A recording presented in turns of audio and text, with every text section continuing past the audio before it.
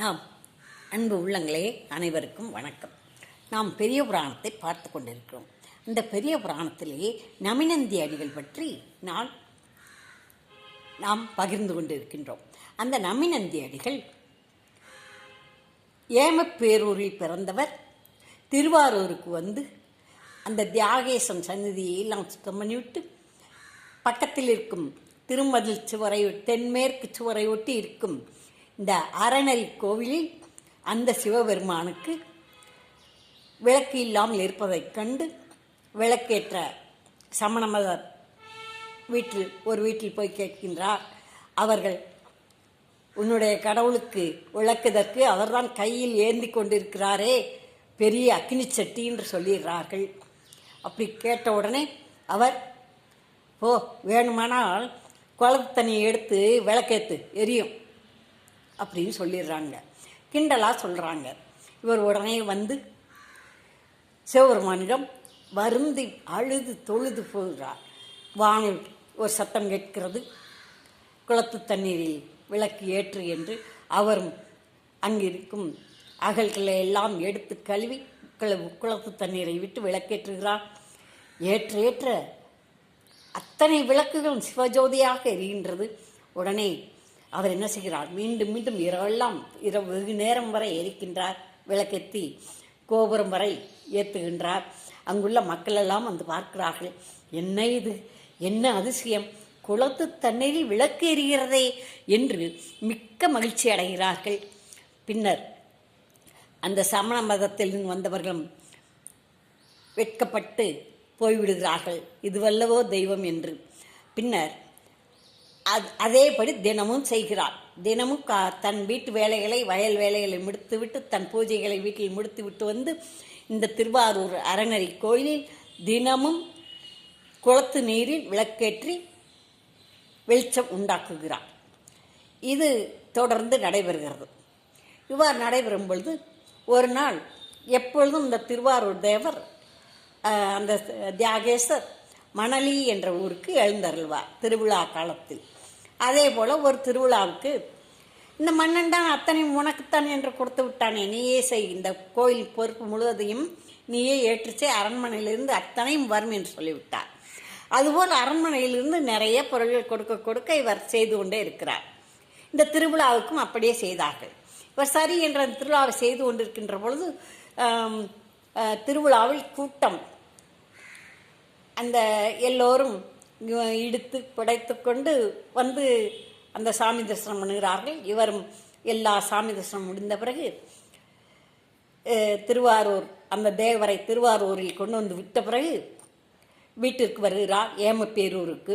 வீட்டில் வந்த உடனே எல்லாரும் தொட்டு வளப்பிட்டு வந்திருக்கேன், நான் வீட்டுக்குள்ளே வரல, தண்ணி எடுத்துட்டு வான்னு சொல்கிறாரு.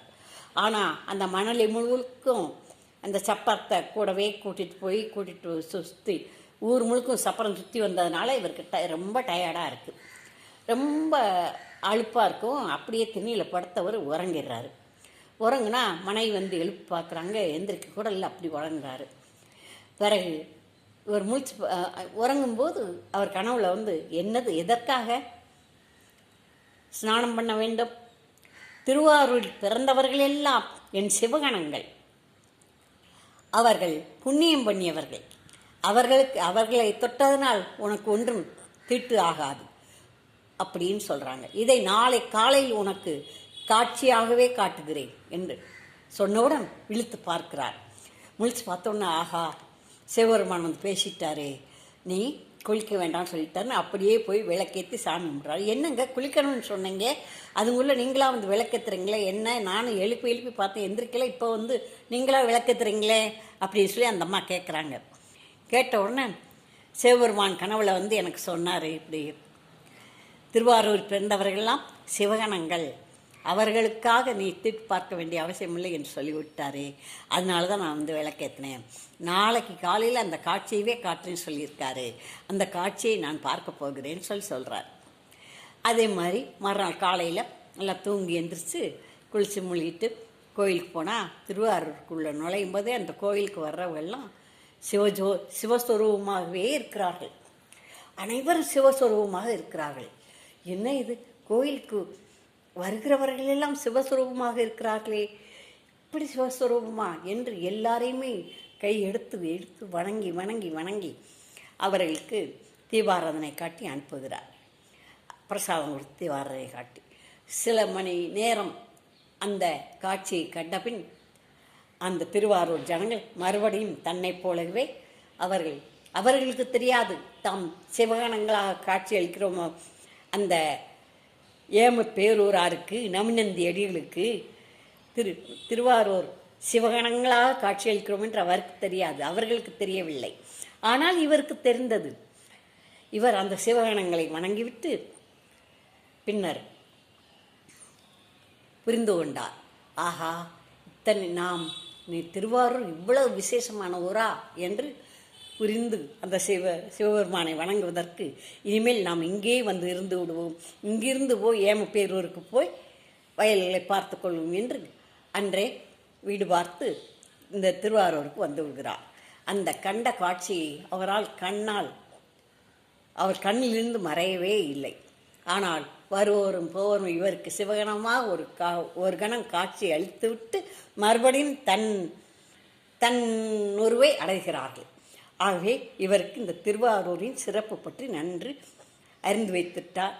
அதனால் திருவாரூரிலே குடியிருக்க வேண்டும் என்று இங்கே குடியிருப்போம், இங்கே பிறக்கவில்லை நாம், ஆனாலும் இங்கே குடியிருப்போம், இங்கே உள்ள சிவபெருமானை நினைத்து நாம் வணங்குவோம், அந்த சிவன் நமக்கும் அந்த சிவஜோதியாக சிவஸ்வரூபமாக ஆக்கட்டும் என்று வந்து குடியிருந்து பல பல தொண்டுகள் செய்து, எல்லா விதமான தொண்டுகளும் செய்து, அடியார்களுக்கும் சரி, மக்களுக்கும் சரி, கோவிலுக்கும் சரி, சிவபெருமானுக்கும் சரி, அனைவருக்கும் தொண்டுகள் செய்து பின்னர் சிவமோட்சம் அடைந்தார்.